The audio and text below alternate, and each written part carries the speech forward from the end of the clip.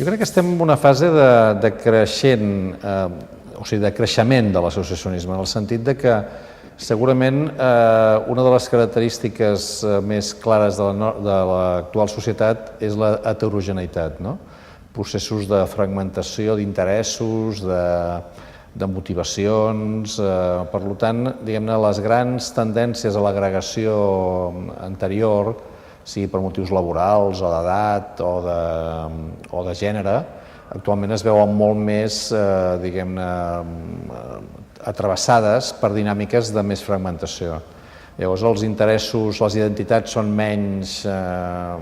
úniques, hi ha més pluralitat d'identitats, i això forçosament acaba generant lògiques de creixement en quant al nombre i la diversitat de les associacions. Segurament el que pot passar també és que els naixements i les defuncions de les associacions també siguin més alts, en el sentit que hi hagi una major conjunturalitat, però em sembla que la conjuntura, el moment, és un moment de creixement.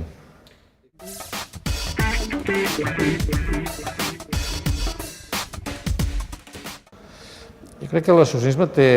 en general, a Barcelona i a Catalunya, d'una manera més general, té alguns reptes. Jo crec que els reptes potser més importants són els de l'articulació, és a dir, si estem parlant de creixement i de fragmentació i de diversificació, immediatament la part que es necessita per tenir més capacitat d'influència i més presència és que hi hagi més elements d'articulació. Això vol dir estructuració més clara en quant a professionalització, en quant a clarificació dels objectius, en quant a també a capacitat de presència i d'influència social, i segurament això implica incentius, hauria d'aplicar incentius per a l'articulació de segon nivell, és a dir, entitats que entre si coincideixen amb els tipus d'objectiu, estaria bé que tinguessin formes d'articulació i que es anessin, per tant, generant dinàmiques de treball en xarxa amb què la gent mantingués les seves identitats, però que això no sigui contradictori en treballar conjuntament i en tenir capacitat per augmentar la influència del sector. Jo crec que aquest és un dels reptes importants. I l'altre seria el reconeixement, és a dir,